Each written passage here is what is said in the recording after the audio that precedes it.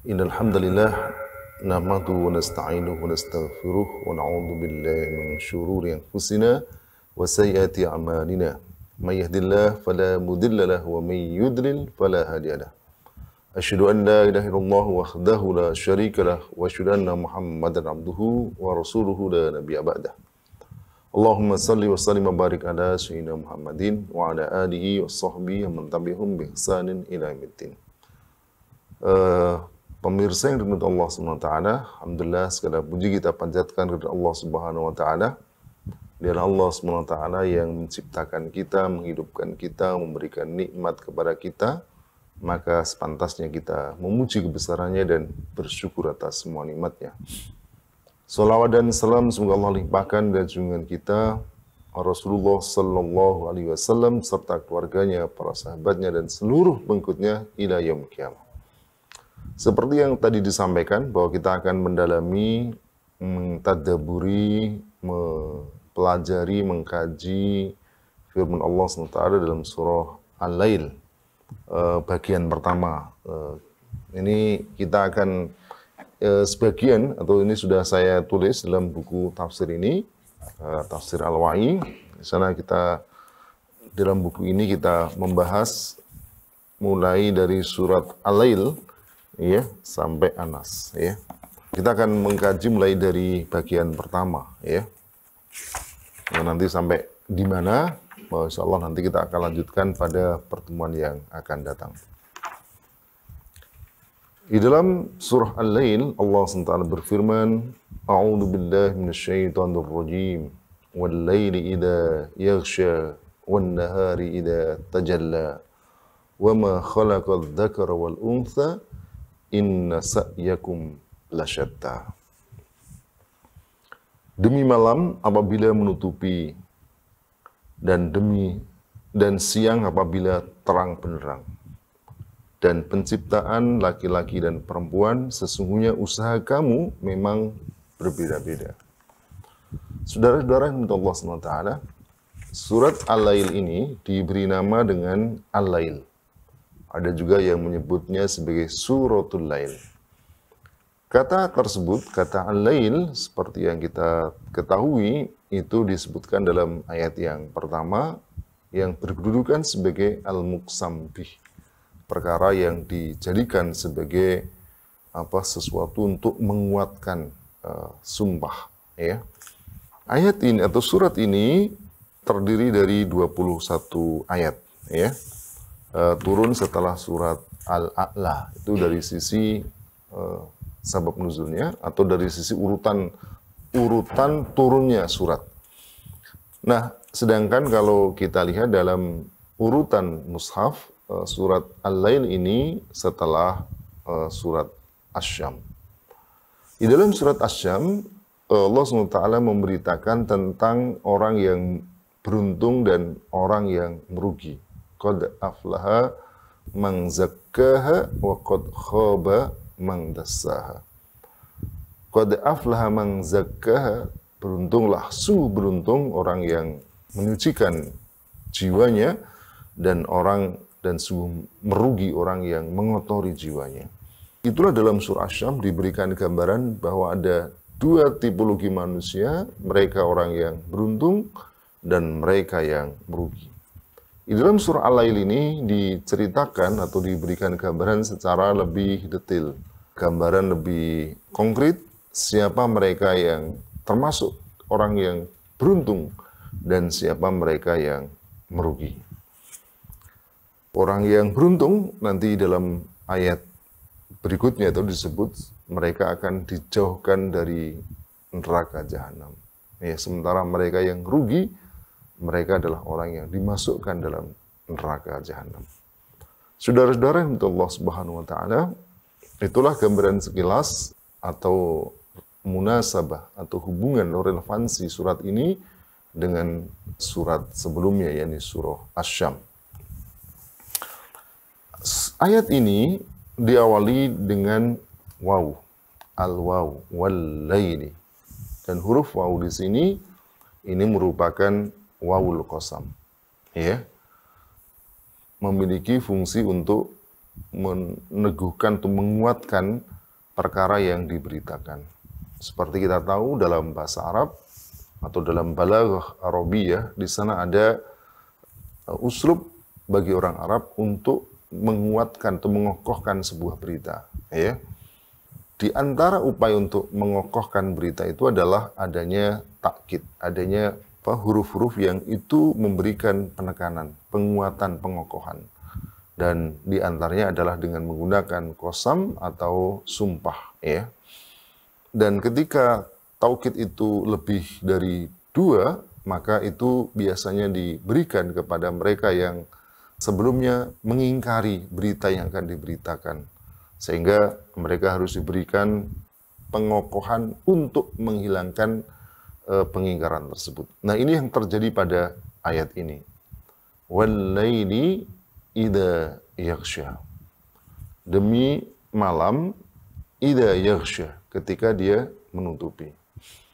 Al-lail dalam bahasa Arab itu adalah bermakna waktu, ya, min ghurubis syamsi ila tulu'is syams, ya. Jadi waktu mulai terbenamnya matahari sampai kemudian terbitnya matahari. Itulah yang disebut sebagai al-lail. Nah, ini kebalikan dari ayat berikutnya yang disebut wan-nahar, dan nahar, siang. Siang kebalikan dari malam. An-nahar kebalikan dari al-lail. Jika al-lail itu adalah waktu semenjak terbenamnya matahari, ya, min ghurubis syams ila tulu'is syams, maka sebaliknya nahar itu adalah mulai min tulu'is syamsi ila ghurubis syams, ya. Maka itulah yang disebut sebagai waktu siang. Saudara-saudara yang dimuliakan Allah Subhanahu wa taala, lalu kemudian diberikan kata idza. Idza di sini maknanya adalah idza dzarfiyah. Jadi kata yang memberikan makna waktu, ketika, bukan syartiyah. Yakni wal-laili idza yaghsha. Ya.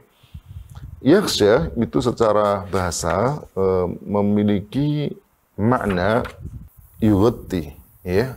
Ghatta yughatti, yang artinya menutupi. Jadi idza yaghsha, ketika menutupi. Menutupi apa?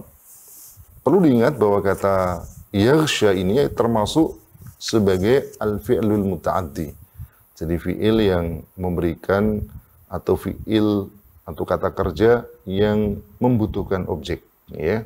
Kalau dalam bahasa Indonesia disebut sebagai kata kerja transitif. Jadi kata kerja yang membutuhkan objek. Nah, dalam ayat ini tidak disebutkan perkara apa atau apa yang menjadi maf'ul bih atau objeknya. Oleh karena itu, para mufassir pun kemudian berbeda-beda. Apa yang menjadi maf'ul bih atau apa yang menjadi objek dari kata yaghsha ini. Ada yang mengatakan bahwa yang ditutup oleh malam itu adalah siang. Ini sebagaimana dalam surah Ar-Ra'd ayat 3. Di sana Allah SWT berfirman, yughsil lailan nahar. Allah menutupkan malam dengan menutupkan malam kepada siang. Allah ini menjadikan malam sebagai penutup atau yang menutupi siang hari. Menjadikan malam untuk menutupi siang. Ada juga yang dimaksud adalah matahari. Ini seperti yang dalam surah Asy-Syams, wal-laili idza yaghshaha, ya. Dhamir ha dalam ayat ini kembali kepada Asy-Syams, jadi matahari. Ada juga yang mengatakan bahwa begini, jadi karena tidak disebutkan objeknya, ya, itu termasuk memberikan makna umum, ya. Ini apa saja yang ditutupi oleh malam itu. Dan kalau kita lihat memang ciri dari malam itu adalah ketika gelap. Dan gelap itu ibarat tutup. Saudara-saudara yang Allah Subhanahu wa taala, mata ini bisa berfungsi untuk melihat sesuatu ketika apa? Ketika di depan kita ada cahaya. Ketika tidak ada cahaya, maka mata yang kita miliki tidak berfungsi. Artinya tidak bisa melihat apapun di depan kita. Sehingga pada saat malam, di mana matahari tak lagi bercahaya, maka saat itu sesungguhnya seolah-olah kita tertutup, kita ditutupi, karena kita tidak bisa melihat apa yang ada di depan kita. Nah, ini berbeda halnya dengan siang. Yang siang itu seperti yang dalam ayat kedua disebutkan, idza tajalla. Tajalla dari kata jala yang bermakna wadduha, doharo wa wadduha. Jadi terang, jelas, tampak, ya. Sehingga makna tajalla ini adalah menjadi terang, menjadi jelas, ya. Ini kebalikan dari kata yaghsha tadi, ya. Saudara-saudara Allah Subhanahu wa taala, sebelum saya lanjutkan dalam ayat berikutnya, saya ingin tegaskan bahwa di dalam bahasa Arab, ya, itu ada kata qasam tadi, sumpah, dan perkara yang dijadikan sebagai penguat sumpah itu namanya al-muqsam bih, perkara yang disumpahkan. Nah, perkara yang dijadikan sebagai sumpah itu adalah, di antara syaratnya adalah ismun mu'addam. Jadi perkara atau sesuatu yang itu diagungkan, ya. Dan bagi seorang muslim tidak boleh menggunakan sumpah selain Allah Subhanahu wa taala, karena tidak ada yang diagungkan kecuali Allah Subhanahu wa taala. Nah, mungkin pertanyaan lalu, bagaimana Allah SWT bersumpah dengan malam, dengan siang? Demikian juga nanti dalam ayat berikutnya, وَمَا خَلَقَ الذَّكَرَ وَالْأُنْثَى. Tentu, ya, yang membuat larangan, perintah larangan Allah Subhanahu wa taala, ya terserah Allah Subhanahu wa taala memberikan seperti apa. Ya, Allah bisa bersumpah dengan segala yang Dia kehendaki, ya. Meski ada juga yang mencoba menjelaskan bahwa kata al-muqsam bih selain Allah Subhanahu wa taala di dalam Al-Qur'an itu menurut mereka ada kata yang dihilangkan, yang mahdhuf. Jadi yakni kata Rabbu, ya, wa rabbil lail, dan demi Tuhan malam, wa rabbin nahar, begitu mereka mengatakan. Demikian juga nanti pada ayat berikutnya Allah SWT bersumpah, wa ma khalaqad dzakara wal unsa. Saudara-saudara Allah SWT, kata ma di sini ini juga kembali para ulama berbeda pendapat tentang kata ma di sini. Ada yang mengatakan bahwa ma di situ adalah al-mausul, ya, mausul, yang artinya alladzi. Balladzi khalaqad dzakar wal unsa, begitu. Kok menggunakan ma? Jadi seperti Asy-Syaukani misalnya mengatakan ma di sini bimakna man. Sehingga Subhanahu wa taala bersumpah dengan dirinya sendiri yang menciptakan laki-laki dan perempuan. Tapi sebagian mufassir yang lain misalnya mengatakan bahwa ma di situ adalah masdariyah, yang berarti Allah bersumpah dengan ciptaannya. Wa ma khalaqad dzakara wal unsa. Dan demi ciptaannya, penciptaan laki-laki dan perempuan. Saudara-saudara yang Allah SWT, tadi saya sedikit singgung tentang perkara yang dijadikan sebagai sumpah atau al-muqsam bih itu adalah perkara yang diagungkan. Dan kalau kita lihat dalam ketiga benda yang Allah sebutkan dalam ayat ini, memang betul-betul memiliki keutamaan, memiliki keagungan yang luar biasa. Tentang malam, misalnya, saudara dan Allah SWT. Coba perhatikan malam. Malam itu bisa menutupi sesuatu yang pada saat harinya terang benderang. Pada siang harinya terang benderang, semua kelihatan. Begitu datang malam, langsung kemudian ditutupi. Hilang semua, tak terlihat, tak tampak sama sekali. Dan itu menunjukkan tentu saja keagungan penciptanya. Perhatikan, begitu malam datang, tak ada seorang pun yang bisa mencegah datangnya malam. Sebagaimana juga ketika malam pergi, datang waktu siang, tak ada seorang pun yang bisa mencegah datangnya waktu siang, hilangnya waktu malam. Tidak ada. Ini menunjukkan betapa lemahnya manusia dan betapa maha agungnya Allah SWT. Oleh karena itu tadi dikatakan bahwa sumpah yang, jadi ketika Allah SWT bersumpah dengan nama makhluknya, itu sebenarnya pada akhirnya adalah untuk mengarahkan pandangan manusia kepada benda-benda tersebut, yang dengan begitu mereka bisa menyimpulkan keagungan dan kebesaran Allah SWT. Dan untuk pergiliran waktu malam dan siang ini juga sebenarnya merupakan tanda-tanda kebesaran Allah Subhanahu wa taala.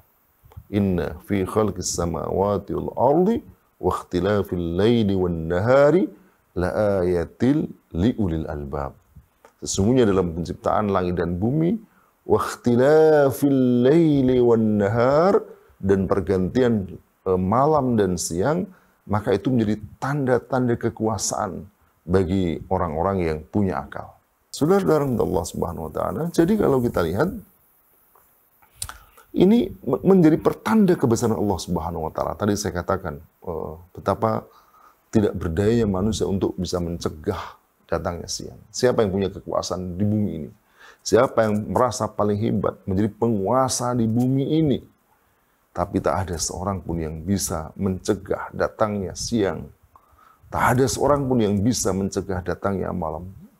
Manusia mau atau tidak, suka atau tidak, mereka harus mengikuti pergiliran waktu yang Allah pergilirkan. Itu saja menunjukkan kepada kita semua betapa bahwa manusia itu adalah lemah di hadapan Allah Subhanahu wa taala. Demikian juga wa ma khalaqad dzakar wal unsa, adanya ad-dzakar dan al-unsa. Ad-dzakar yang laki-laki dengan perempuan. Ada yang mengatakan bahwa ad-dzakar wa unsa di sini, ad-dzakar wal unsa di sini adalah Adam dan Hawa. Tapi ada yang mengatakan ad-dzakar wal unsa di situ menunjukkan jenis kelamin pada semua benda, ya, manusia dan benda-benda yang lain. Dan tentu saja ini juga menunjukkan kebesaran Allah SWT. Coba perhatikan dari bibit yang sama, dari tetesan air, ya, yang dalam satu ayat disebutkan min nutfatin amsaj, dari tetesan air. Nutfah itu tetesan air yang sangat sedikit dan bercampur, lalu kemudian diletakkan ke dalam rahim, dan begitu keluar maka lahirlah ada laki-laki dan ada perempuan. Dari bahan yang sama, tetapi Allah ciptakan makhluk yang berbeda antara laki-laki dan perempuan. Saudara-saudara menurut Allah SWT, laki-laki dan perempuan ini berbeda, ya. Tetapi keduanya saling membutuhkan. Laki tidak akan berdaya tanpa perempuan, demikian juga sebaliknya. Sebagaimana siang dan malam, betapa menderitanya andai waktu itu hanya ada siang saja. Ya, orang harus merasa panas, tidak pernah merasa nyaman untuk istirahat. Ya. Sebagaimana juga kita tak bisa membayangkan jika hidup itu hanya terus malam, tak pernah siang. Maka adanya pergiliran waktu dan malam, di sana juga ada karunia Allah Subhanahu wa taala. Sebagaimana juga keberadaan laki-laki dan perempuan. Ya. Jadi kalau misalnya sekarang ada LGBT, itu sebenarnya itu merusak apa yang menjadi ciptaan Allah SWT. Jadi karena laki-laki itu dipasangkan Allah SWT dengan perempuan. Di dalam Al-Quran itu disebutkan pasangan laki-laki dan itu adalah perempuan atau sebaliknya. Ayahsabul insanu an yutraka sudah alam yakun nutfatan mim maniyyun summa 'alaqatan fa khalaqa fasawwa faja'ala minhu zawjaini dzakara wal unsa. Kemudian Allah ciptakan dari air yang dipancarkan itu zaujaini, dua pasang, maksudnya pasangan yang dzakara wal unsa, laki-laki dan perempuan. Saudara-saudara Allah SWT, betapa dahsyatnya perkara ini yang kalau kita pikirkan, laki-laki itu menunjukkan betapa maha kuasanya Allah SWT untuk menciptakan sesuatu, segala sesuatu. Saudara dan Allah SWT, setelah Allah menyebut wal-laili idza yaghsha wan nahari idza tajalla wa ma khalaqad dzakara wal unsa, Allah SWT kemudian menyebutkan apa yang disebut sebagai al-muqsam alaih, perkara yang dikuatkan dalam sumpah itu, atau istilah lain jawabul qasam, ya. Apa perkara yang dikokohkan, dikuatkan dengan sumpah itu? Inna sa'yakum lasyatta. Perhatikan dalam ayat ini ada dua takkid, ya. Yang pertama adalah inna, yang ini adalah merupakan harfu taukid, ya, yakni sesungguhnya. Demikian juga kata la di situ, itu adalah lam yang disebut sebagai lamul ibtida sebenarnya. Dia tuh sebenarnya lam yang berada di depan, yang memiliki juga fungsi untuk taukid. Hanya karena di sana sudah ada inna, maka lam ini dipindahkan ke belakang, maka disebut lamul muzahlaqah. Jadi lam yang dipindahkan tempatnya dari depan ke belakang. Nah, alam di situ, la satta di situ, ini juga memberikan makna taukid. Jadi makna untuk mengokohkan.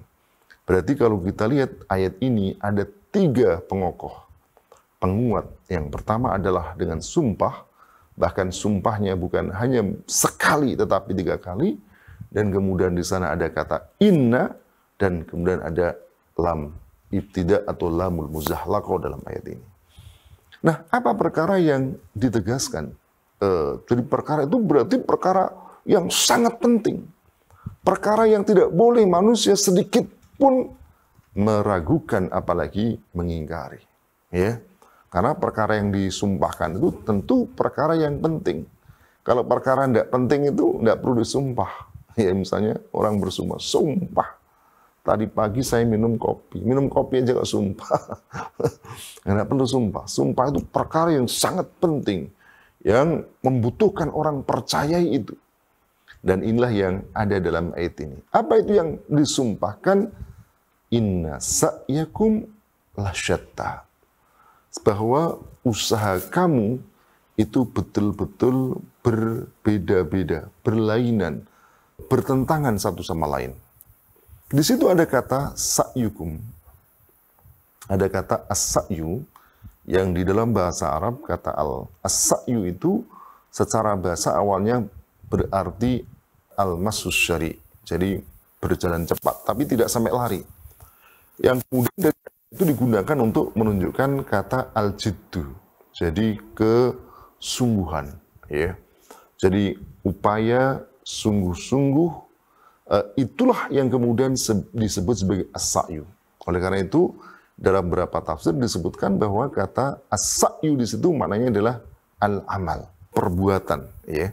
Tapi bukan sekadar perbuatan, tetapi itu perbuatan yang dilakukan dengan sungguh-sungguh, dengan usaha keras, itulah disebut sebagai as-sa'yu. Nah, di dalam ayat disebutkan sesungguhnya usaha kamu, amal kamu dengan sungguh-sungguh itu la syatta, betul-betul berlainan, berbeda-beda, ya. Kata syatta itu merupakan bentuk jamak, ya, dari kata syatid, ya. Seperti kata marid itu bentuk jamaknya mardo, ya. Qatil, ya, jamaknya qatla, ya. Jadi kata syatid jamaknya adalah syatta, ya. Apa artinya? Dalam beberapa penjelasan maknanya itu adalah at-tabaudu wal iftiraq. Jadi sesuatu yang jauh dan berbeda sama sekali. Saya kutip misalnya Fakhruddin Ar-Razi menjelaskan bahwa kata syatta di situ disebutkan kata syatta karena jauhnya jarak antara sebagian amal dengan sebagian amal lainnya. Sehingga seolah-olah dikatakan sesungguhnya amal kalian itu saling berjauhan satu sama lain. Sebab apa disebut sebagai syatta? Sesuatu yang berjauhan, yang berlainan, yang tidak mungkin sama, dan jangankan berdekatan, jangankan sama, menyatu, berdekatan saja tidak. Jadi sungguh sangat berbeda dan sangat jauh antar satu sama lain. Kenapa begitu? Nah, nanti akan dilihat pada rinciannya ada dalam ayat berikutnya, yakni amal, ya, yang mengantarkan kepada surga dan amal yang mengantarkan kepada neraka. Saudara-saudara menurut Allah SWT, saya lanjut saja supaya lebih jelas tentang aktivitas yang disebut ayat ini sebagai lasyatta tadi. Jadi aktivitas usaha yang berjauhan, yang berbeda sama sekali, yang tidak bisa disamakan. Apa itu? Jadi ayat berikutnya menerangkan fa amma man a'ta wattaqa. Amma ini adalah merupakan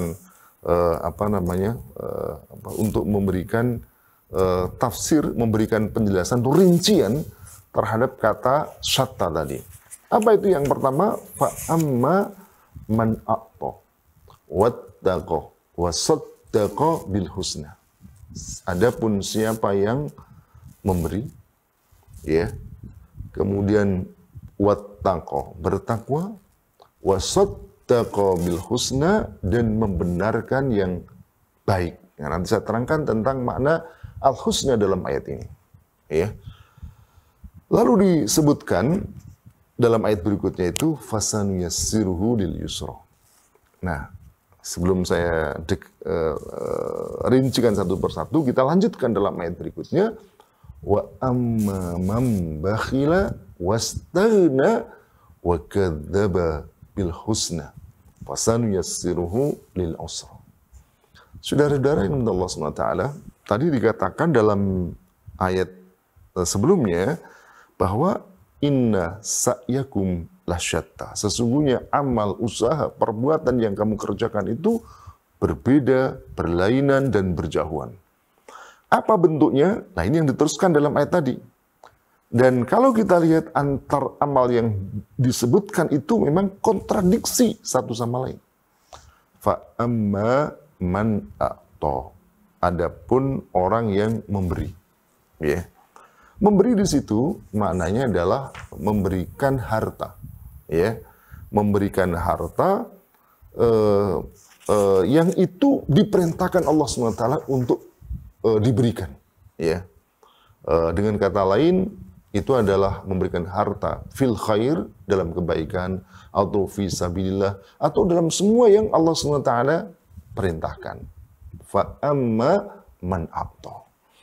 Nah, kata a'ta ini dilawankan dengan ayat berikutnya apa? Wa amma mam bakhila.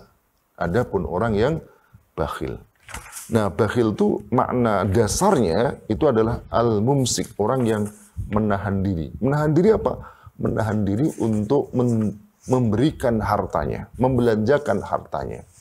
Tetapi bukan sekedar memberikan hartanya, namun memberikan harta yang dimaksud adalah dalam perkara yang Allah perintahkan untuk diberikan, ya, untuk ditermakan, untuk dinafkahkan, untuk diinfakkan, gitu. Jadi kalau misalnya ada orang minta uang, lalu kemudian ditanya, untuk apa uangnya? Untuk membeli minuman keras. Lalu kemudian dia tolak, tidak memberikan. Itu tidak disebut bakhil. Karena apa? Karena justru membeli minuman keras itu sesuatu yang dilarang. Ya, membelanjakan harta untuk perkara yang diharamkan itu dilarang. Maka ketika orang tidak memberikan uang untuk digunakan dalam perkara yang haram, tidak disebut sebagai bakhil. Karena apa? Karena itu justru karena bakhil itu adalah imsakul, jadi menahan diri, ya, untuk memberikan sesuatu yang tidak berhak untuk diberikan. Ya, lawan bahasanya adalah al-jaud. Kembali saudara Allah SWT, jadi kata a'ta ini dilawankan, dikontraskan dengan apa? Dengan kata bakhil. Nah, tadi kembali pada ayat di atasnya. Kedua amal itu jelas merupakan amal yang sangat berbeda. Yang berjauhan, satu sama lain tidak bisa disamakan. Yang kalau kita serupakan dengan muksambi di atas, itu ibarat malam dengan siang. Ibarat laki-laki dan perempuan. Tidak bisa disamakan karena begitu jelasnya. Demikian juga kata berikutnya, fa'amma man a'ta wattaqa, dan bertakwa. Kata ittaqa itu dari kata waqo, ya, waqo yaki, yang kemudian menggunakan wazan ifta'ala, ya, ittaqa yattaqi, yang artinya menjadi berlindung, ya. Dan berlindung situ maknanya adalah berlindung dari perkara-perkara yang menyebabkan seseorang mendapatkan adab Allah Subhanahu wa taala. Akhirnya kemudian dari kata itulah kemudian para ulama merumuskan takwa itu adalah taat dan tunduk patuh kepada perintah dan larangan Allah SWT. Mengerjakan segala yang diperintahkan Allah dan menjauhi yang dilarang oleh Allah SWT. Itulah ittaqo, itulah orang yang bertakwa. Nah, kata ittaqo ini juga dikontraskan dengan kata berikutnya apa? Ayat berikutnya, wa amma man bakhila wastaghna, dan dia istaghna, ya. Istaghna itu dari kata ghani ya, jadi cukup, ya. Istaghna itu artinya merasa cukup. Seseorang ketika merasa cukup di sini, merasa cukup dari Allah Subhanahu wa taala. Dia nggak butuh Allah. Seolah dengan hartanya, dengan kedudukannya, dengan kesehatannya, dengan segala yang dia miliki, dia tidak butuh Allah, tidak perlu Allah Subhanahu wa taala. Maka akhirnya dia tidak mau mengerjakan perintah Allah dan juga tidak mau menjauhi Allah Subhanahu wa taala. Jadi maka ittaqo itu kebalikan dari kata istaghna, ya. Keduanya seperti yang disebutkan dalam ayat ini syatta, berbeda, dan ibaratnya saking jelasnya perbedaan itu laksana al-lail wan nahar, malam dengan siang. Lalu kemudian berikutnya Allah SWT dalam ayat itu wasaddaqa bil husna, dan membenarkan al-husna, ya. Apa itu al-husna? Ini juga terjadi beberapa penjelasan, karena al-husna itu secara bahasa dia adalah bentuk isim tafdil dari kata al-ahsan, ya. Al-ahsan itu adalah mudzakarnya, bentuk muannasnya adalah fu'la, ya. Jadi kata al-akbar bentuk muannasnya adalah al-kubro. Al-asghar bentuknya muannasnya adalah al-asghuro. Demikian juga kata al-ahsan bentuknya muannasnya adalah al-husna. Nah, berarti yang terbaik itu apa? Yang terbaik di situ. Tadi saya katakan ini karena memang ini sebenarnya adalah kata sifat, maka kemudian ada beberapa penjelasan yang dikemukakan oleh para ulama. Ada yang mengatakan bahwa yang dimaksud dengan al-husna di situ dalam konteks ayat ini terdapat beberapa penafsiran disampaikan ahli tafsir. Ada yang mengatakan bahwa yang dimaksud dengan al-husna di sini adalah kalimat la ilaha illallah.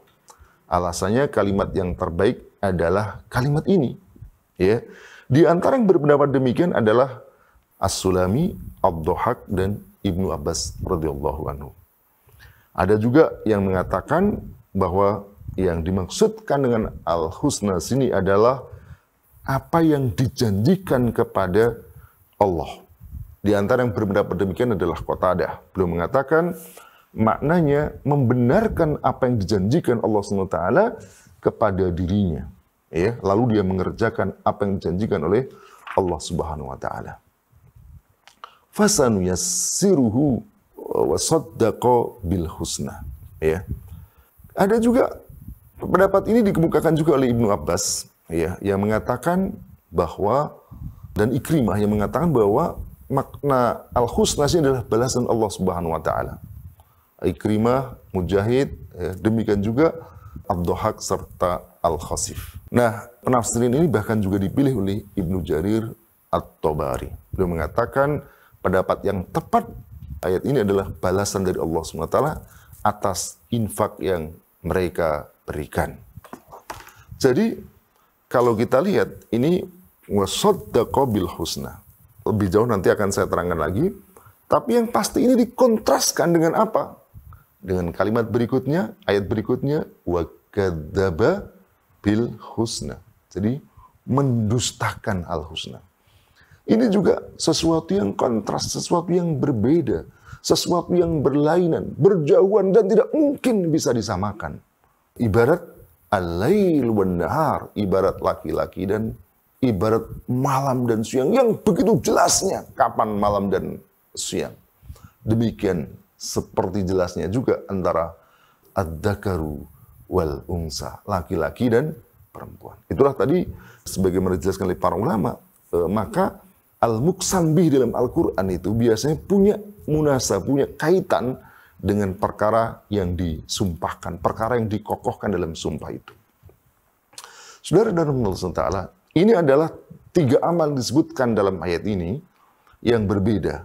Fa'amma man a'ta wattaqa wa saddaqa bil husna. Lalu kemudian dilawankan wa amma man bakhila wastaghna wa kadzdzaba bil husna. Ini jenis amalnya berbeda. Dan jenis amal yang berbeda itu memberikan konsekuensi hasil yang berbeda. Itulah keadilan Allah SWT. Bagaimana mungkin konsekuensi balasannya disamakan sementara kedua amal itu berbeda. Apa itu? Allah berikan gambaran berupa balasannya. Jika yang pertama itu disebutkan fasanuyassirhu lil yusra, maka diberikan kemudahan baginya, fasanuyassir, maka Allah akan mudahkan kepada dia al-yusra. Ya, al-yusra ini tadi saya katakan juga merupakan ismut tafdil dari kata aisar. Bentuk muannasnya adalah al-yusra, kemudahan. Nah, kemudahan ya artinya dia dimudahkan Allah SWT untuk mendapatkan kemudahan. Apa itu al-yusra yang dimaksud? Ya, menurut Ibnu Abbas kata tersebut bermakna al-khair, kebaikan. Jadi dia diberikan kemudahan untuk mendapatkan kebaikan. Sedangkan Zaid bin Aslam menafsirkan al-yusra di sini adalah al-jannah. Jadi surga Allah Subhanahu wa taala. An-Nasafi dan Al-Baghawi maknanya sebagai amal yang diridhai Allah Subhanahu wa taala. Ya, tidak jauh berbeda, ya. Nah, jadi ketika mereka mengerjakan fa'amma man a'ta, memberikan taqa wa saddaqa bil husna, maka Allah SWT berikan balasan kepadanya untuk apa? Untuk dimudahkan mendapatkan kebaikan, dimudahkan mendapatkan surga, dimudahkan mendapatkan balasan kebaikan yang dari Allah Subhanahu wa taala. Nah, sebaliknya orang yang wa amma man bakhila wastaghna wa kadzdzaba bil husna, ya, yang bakhil, yang merasa dirinya cukup sehingga tidak perlu beribadah, tidak perlu taat kepada Allah Subhanahu wa taala, lalu dan dia itu mendustakan al-husna, maka diberikan balasan sebaliknya. Apa itu? Fasan yassiruhu lil usra. yakni dia diberikan kemudahan untuk mendapatkan kesulitan. Al-usra ini juga sama, dia adalah ismu tafdil, ya, dari kata al-usr, ya, kesulitan, ya. Ini lawan dari kata yusra, lawannya usra, ya. Inilah kehadiran Allah Subhanahu wa taala. Mereka yang mau menginfakkan sebagian hartanya, mereka yang taat kepada Allah Subhanahu wa taala, mereka yang membenarkan al-husna, Allah berikan al-yusra. Sementara mereka yang bakhil, mereka yang merasa dirinya cukup, tidak mau bertakwa kepada Allah Subhanahu wa taala, dan mereka yang mendustakan al-husna, maka Allah berikan juga kesulitan. Apa itu kesulitan? Ya, tentu lawan dari al-yusra, ya, diantaranya adalah dalam arti yakni siksa neraka. Saudara-saudara yang mudah Allah Subhanahu wa taala. Jadi al-yusra di sini ada yang menafsirkan ini asyar, ya, keburukan, ya. Ada juga kejahatan yang mengantarkan kepada azab. Bahkan Al-Baghawi, An-Nasafi dan yang lain mengatakan bahwa kata al-yusra di sini adalah neraka jahanam. Saudara-saudara yang mudah Allah Subhanahu wa taala, begitulah Allah Subhanahu wa taala menyampaikan kepada kita tentang amal manusia, jenisnya dan konsekuensinya. Dan semestinya tidak boleh ada orang yang salah pilih, karena keduanya sangat berbeda dan berlainan, laksana siang dan malam, laksana laki-laki dan perempuan. Kalau ada orang yang kemudian dia masuk neraka, maka jangan salahkan siapa-siapa kecuali dirinya sendiri, karena dialah yang telah memilih dengan pilihan yang salah. Nah, itu diantaranya. Nanti akan kita dalami lagi 2 ayat yang kita bahas pada pertemuan yang akan datang. Tapi setidaknya kita sudah memberikan gambaran bagaimana surat Al-Lail ini memberikan gambaran kepada kita bahwa setiap orang sebenarnya diberi kesempatan untuk beramal dan hasilnya mereka akan mendapatkan hasil sesuai dengan amal yang mereka kerjakan.